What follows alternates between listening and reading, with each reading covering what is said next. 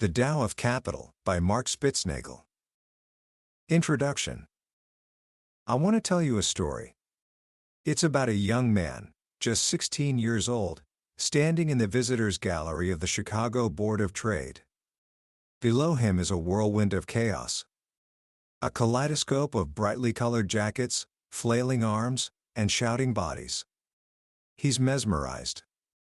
It looks like a single, living organism, pulsing with an energy he can't quite understand. In that moment, this young man, whose name is Mark Spitznagel, decides to scrap his hard-won plans to attend Juilliard for music and instead, dive headfirst into this world of finance. He soon finds a mentor, a wise old grain trader named Everett Klipp. Klipp is a legend, a man who survived and thrived in the treacherous futures markets for over 5 decades. Mark, full of youthful ambition, peppers the old man with questions. Where are the markets headed? What do the supply reports say? But Klipp just shakes his head and offers a strange, almost nonsensical piece of advice. He leans in and says, "You've got to love to lose money, and hate to make money. But we are human beings. We love to make money and hate to lose money. So we must overcome that humanness about us." Love to lose money? Hate to make money? It sounds like madness.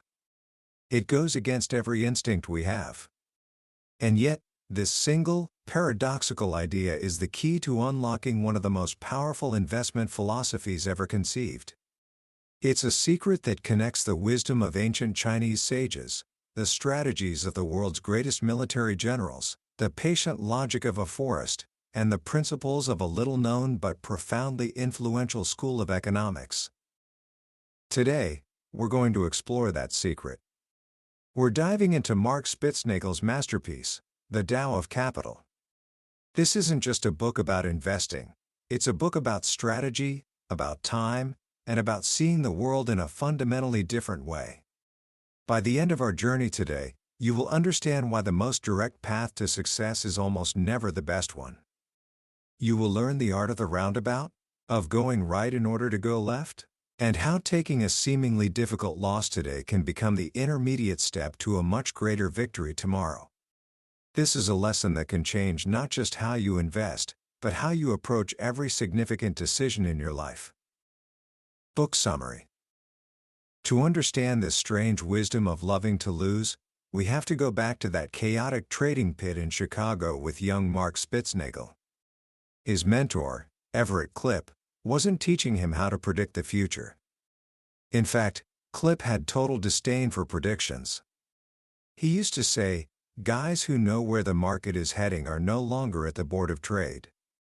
They are either retired or broke. And I can't think of any that are retired." So if it wasn't about predicting, what was it about? Klipp's method was deceptively simple. He taught that a trader in the pit had only 2 privileges. First, you can demand the edge, meaning you buy at the bid price and sell at the offer price, capturing that tiny spread.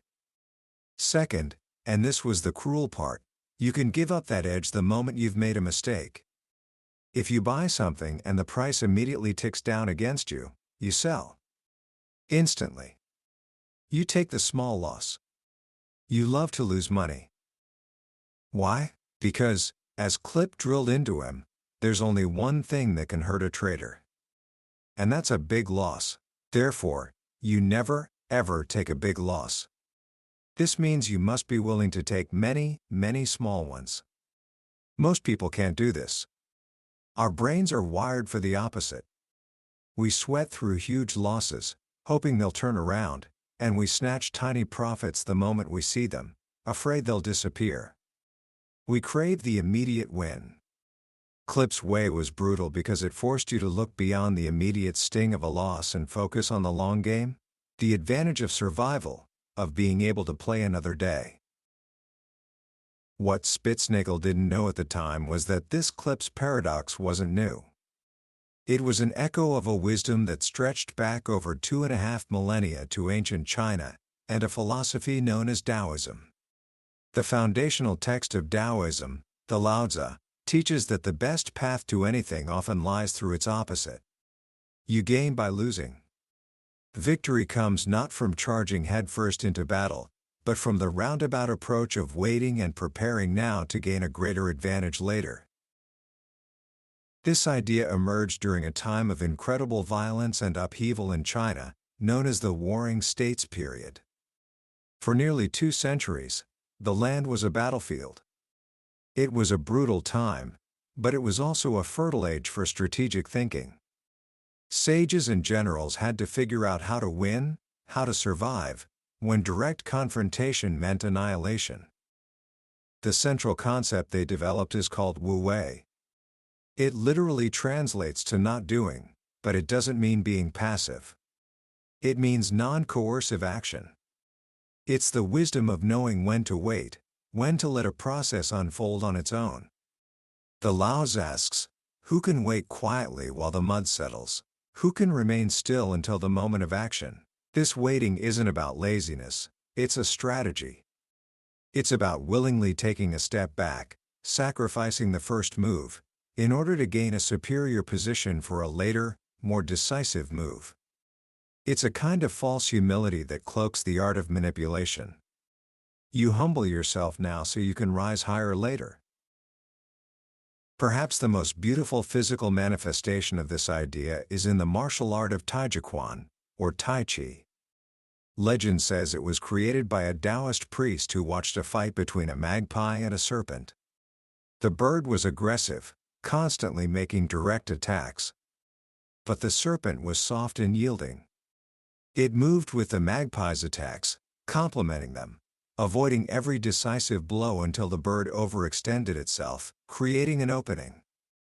And in that moment, the serpent struck. That is Wu Wei in action. It's the art of softness overcoming hardness. In Tai Chi, there's an exercise called tuizu, or push hands. To an outsider, it looks like a slow, synchronized dance. But it's actually a cunning contest where each person tries to unbalance the other. The real force isn't in the pushing, but in the yielding. The master guides their opponent's power into emptiness, destroying their balance, and then immediately attacks. You retreat in order to advance. You go right in order to ultimately go decisively left. This is the insidious strategy of guerrilla warfare, where a smaller, weaker force can defeat a mighty army by refusing a direct fight, by yielding and retreating, drawing the stronger force out until it's overextended and vulnerable. Spitznagel realized that Klipp's advice in the trading pit was a form of financial tuizu. The edge came from patiently waiting for someone else's impatience. It was about responding to the urgent order flow, the desperate buyer or seller who had to act now. By providing them with immediacy, the patient trader could extract a small price, the edge. It was a process of advancing by retreating. This roundabout strategy is not just a human invention, it's deeply embedded in the logic of the natural world. Spitznagel uses a powerful and recurring metaphor to explain this: the conifer tree. Think about a forest. You have 2 main types of trees competing for resources: the fast-growing angiosperms, like oaks and maples, and the slower conifers, like pines and firs. In a direct, head-to-head competition for the most fertile, sun-drenched soil, the angiosperms almost always win. They shoot up quickly, their broad leaves hogging the sunlight and shading out the slower-starting conifer seedlings. This is known as the slow seedling hypothesis. The conifers, when forced into a direct race, get stunted and sickly, never reaching their full potential. So how have conifers survived for over 300 million years, even predating the dinosaurs? They do it by playing a different game. They employ a roundabout strategy. Instead of fighting for the prime real estate, their wind-borne seeds retreat to the places where the competition can't thrive: the rocky, exposed ridges, the acidic soil, the harsh, cold climates of the great boreal forests that wrap around the northern part of our planet. It's not that they prefer these tough conditions, It's that these places offer a refuge, a place to grow without direct competition. This is the first step of their roundabout plan, a strategic retreat. By giving up the immediate advantage of the fertile soil, they secure an intermediate position of advantage, survival. But the strategy doesn't end there. The conifer is patient. It falls behind early on, but it's not idle. It's assembling its assets. It develops strong roots to grip the rocky ground and thick bark for protection. Its needles are designed to conserve water and can last for several seasons, slowly accumulating a massive surface area for photosynthesis. It is a tortoise that, over time, is secretly building the engine of a hare. While the angiosperm sprints, the conifer builds a structure for long-term, efficient growth. And then, it waits for its moment. That moment often comes in the form of fire. A forest overgrown with fast-growing angiosperms becomes a tinderbox. A small, natural wildfire, which is not a catastrophe, but a necessary part of the forest's life cycle, clears out the overgrowth. It reallocates resources. And in the newly cleared, nutrient-rich soil, the conifer makes its move. This is the brilliant second step, the counterattack. The conifers that retreated to the rocky outposts, beyond the fire's reach, now disperse their seeds into the fertile, empty land. Some conifer species even have what are called ceratinous cones, which are sealed shut with resin and only open under the intense heat of a fire, releasing their seeds at the most opportune moment imaginable. This is nature's version of tuizu.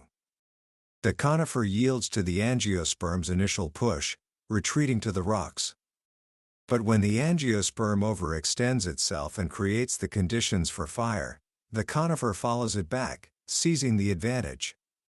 It is a stunning example of seeding by not seeding, of gaining by losing. The conifer sacrifices the present state for a future, more dominant position. This same deep, strategic logic can be found in the minds of history's greatest military thinkers. Spitznagel draws a fascinating parallel between two figures who, on the surface, seem like polar opposites: the ancient Chinese general Sun Wu, or Master Sun, author of The Art of War, and the 19th century Prussian general, Karl von Clausewitz, author of On War. Sun Wu is famous for his indirect approach. His highest ideal is to subdue the enemy without fighting at all. This is achieved through a concept we've already touched on: she.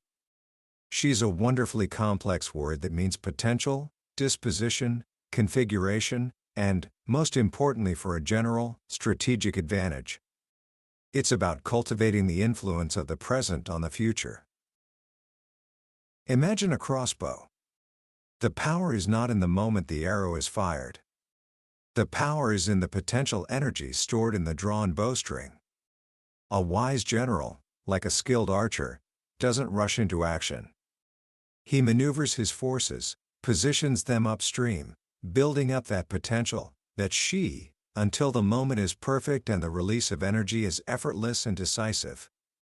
This is the strategy of Wu Wei in a military context. You march without appearing to move. You win the battle before it even begins.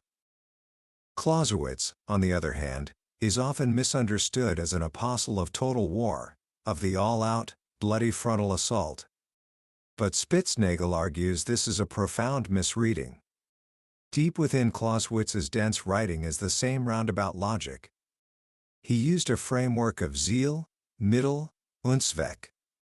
Zweck is the ultimate end, the final objective, like winning the war and achieving peace.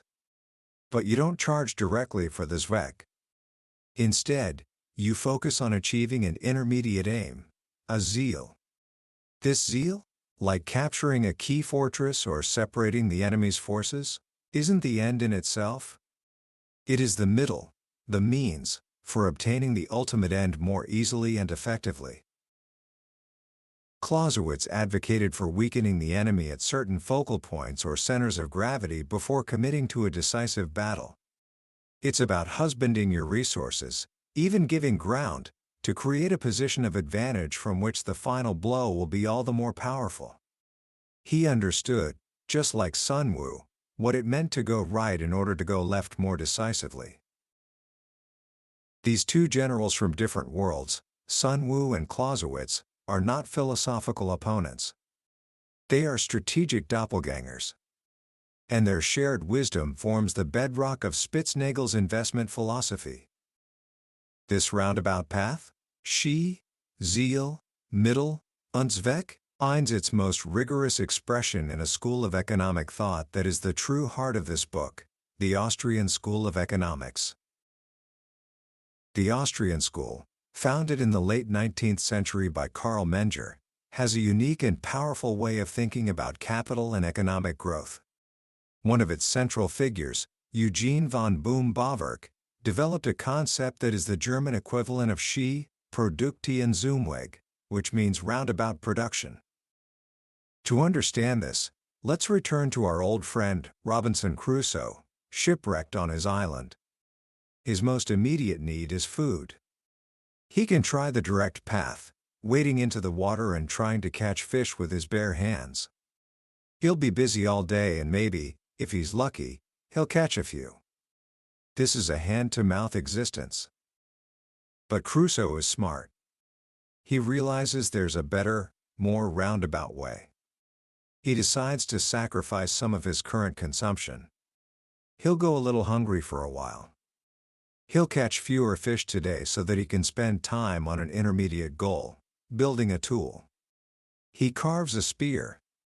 Or better yet, he spends weeks weaving a net and hollowing out a log to make a canoe. This is Produktion Umweg. He's not just taking longer for the sake of it. He's investing his time and energy into creating capital goods, tools that will make his future labor vastly more productive. He suffers a small, immediate loss hunger for the sake of a much greater future gain. When his boat and net are finally finished, he can catch more fish in a couple of hours than he used to catch in an entire day. This is the essence of all economic progress. It's the story of humanity's rise from caves. We are the lucky heirs of countless generations who chose the roundabout path, who saved and invested in tools, who built the capital that makes our modern lives possible. The great entrepreneur, the hero of the Austrian narrative, is someone who excels at this. Spitznagel points to Henry Ford as the quintessential roundabout entrepreneur. Ford's genius wasn't just the assembly line, it was his obsession with vertical integration. He didn't just assemble cars, he built a vast, roundabout production structure that started with the raw materials themselves.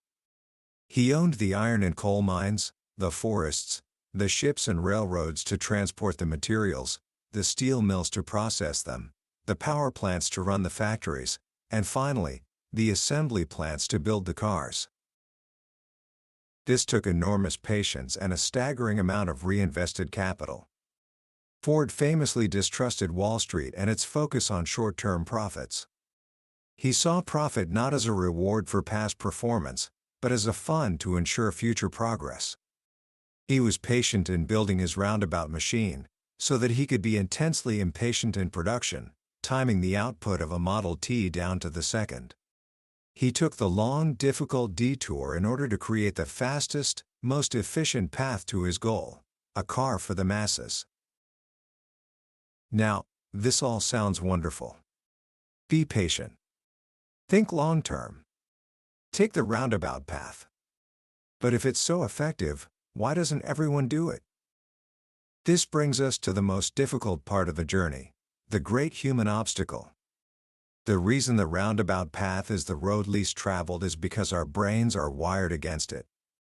The Austrians, particularly Bohm-Bawerk, were pioneers in understanding this, long before modern behavioral economics. The concept is called time preference. Simply put, we value the present more than the future. A bird in the hand is worth two in the bush. An apple today feels more valuable than 2 apples tomorrow. This makes perfect evolutionary sense.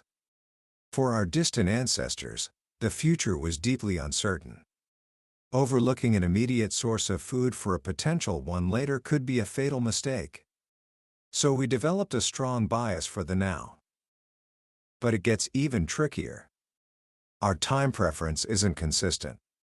This is a phenomenon sometimes called hyperbolic discounting. Think about it this way. If I offer you 1 apple today or 2 apples tomorrow, you might well choose the 1 apple today. The wait of 1 day feels agonizing.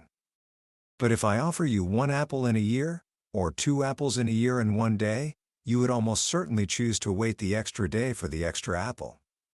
Out in the distant future, that extra day of waiting feels insignificant. This is time inconsistency. We believe our future self will be patient, but our present self is hopelessly impatient. And of course, when the future arrives, it becomes the present, and we're just as impatient as we ever were. We are trapped in a cycle of procrastination and short-sightedness. Spitznagel tells the incredible and tragic story of Phineas Gage to illustrate the biological basis for this. Gage was a 19th-century railroad foreman, known for being responsible, capable, and level-headed. But one day, a freak accident sent a 3-foot-long iron tamping rod rocketing through his skull, destroying a large part of the frontal lobe of his brain. Miraculously, he survived. But he was a changed man. The new Phineas Gage was impulsive, profane, and utterly incapable of planning for the future. He lived only for the moment, for immediate desire, with no regard for consequences. Gage's case was one of the first pieces of evidence that our ability to make intertemporal choices, to curb our impulses and think about the future, is located in a specific part of our brain, the frontal lobe. This is our cool system, the contemplative, strategic, she part of our brain. It battles for control against the hot system, the impulsive, emotional, lee part of our brain that demands immediate gratification. The famous marshmallow test with preschoolers perfectly captures this struggle. A child is offered 1 marshmallow now, or 2 if they can wait 15 minutes. The ability to delay gratification at that young age turned out to be a powerful predictor of future success, from higher SAT scores to better coping skills in adulthood. So, we are biologically and psychologically predisposed to take the direct path, to grab the immediate reward. And in the modern world of investing, this tendency is magnified 1,000 times over. Wall Street is a world of extreme time pressure. A trader who doesn't make money now doesn't have a future. The entire system is built around immediate results, which makes the patient, roundabout strategies seem not just difficult, but irrational. And it gets even worse.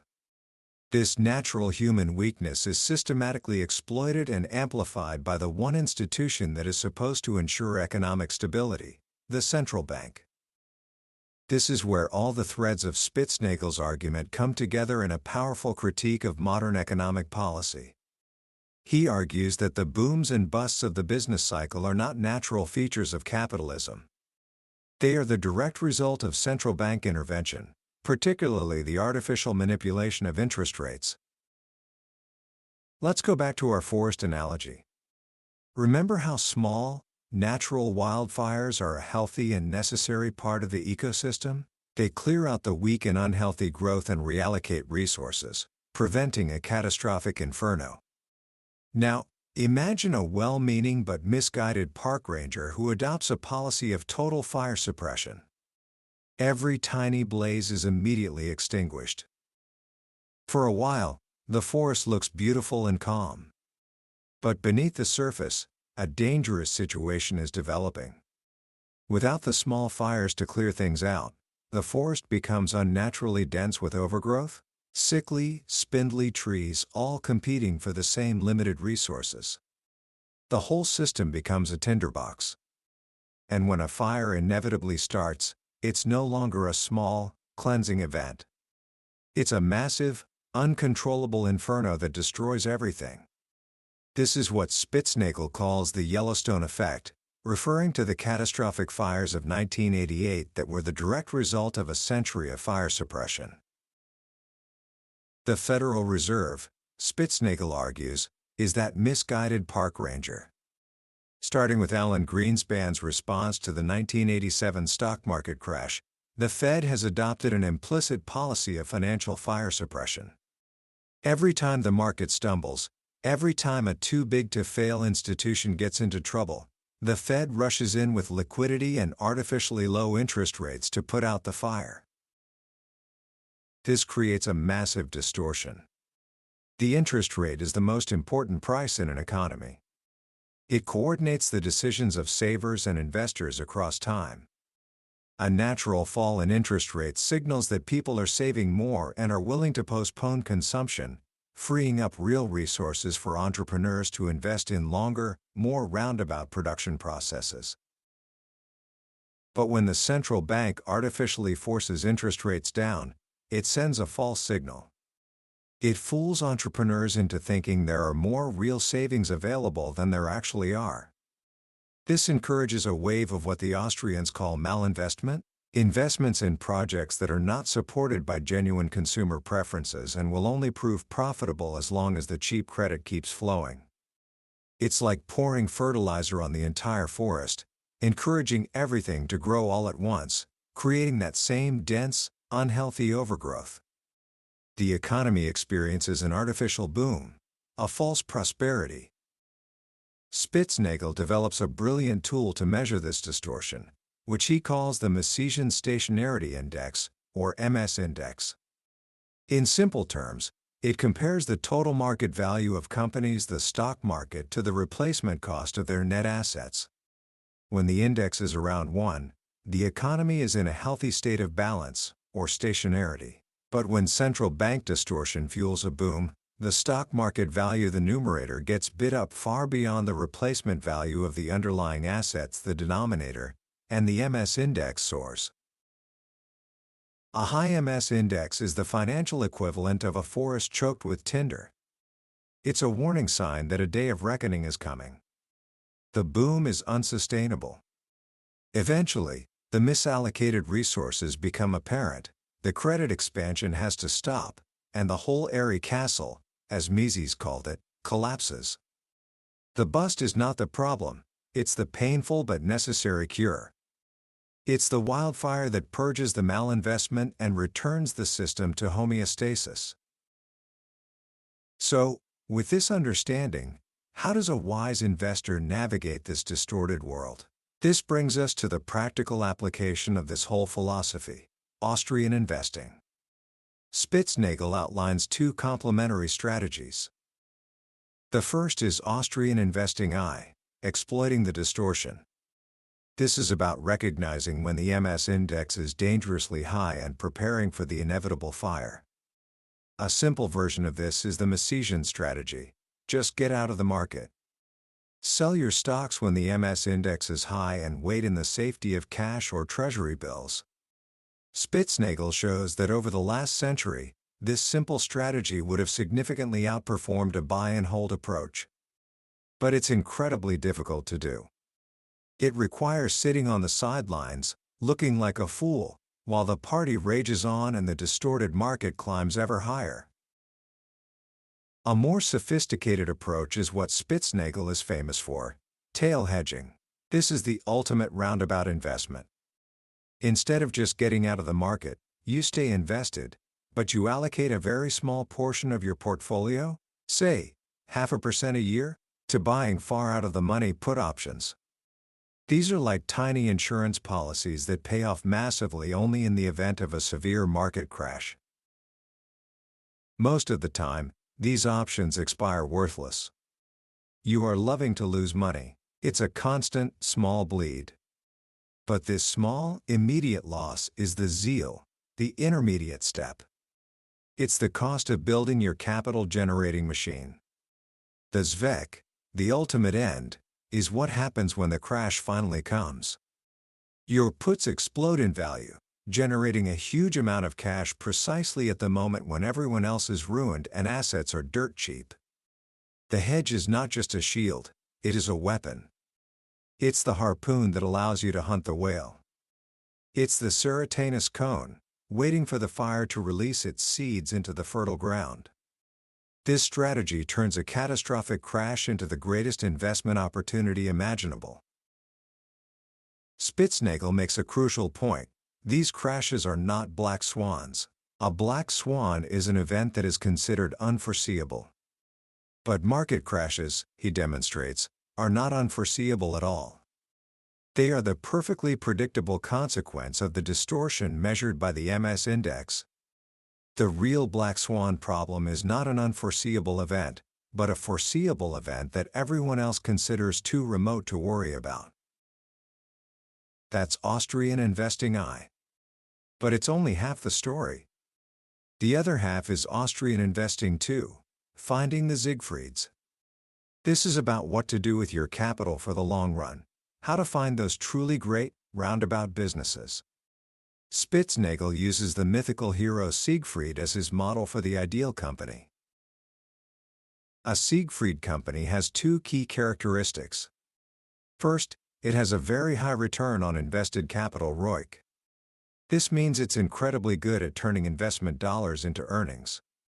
It has a special advantage, a Wunderhorn, that makes it more efficient than its competitors. Second, it has a low Faustman ratio, meaning its market price is low relative to its replacement value. In other words, the market doesn't fully appreciate its superior productivity. Why would this happen? Because a true Siegfried is always reinvesting its profits back into the business, becoming ever more roundabout, building a deeper and more productive capital structure. This often means sacrificing short-term earnings. It's our conifer again, growing slowly at first while it builds its strength. Wall Street, with its obsession with next quarter's earnings, penalizes this. It sees a company that's spending heavily on rand or new factories, and it sees depressed immediate profits, so it assigns it a low valuation. The Austrian investor understands what's really happening. They see the hungry Robinson Crusoe who is not starving because he is lazy, but because he is busy building a net.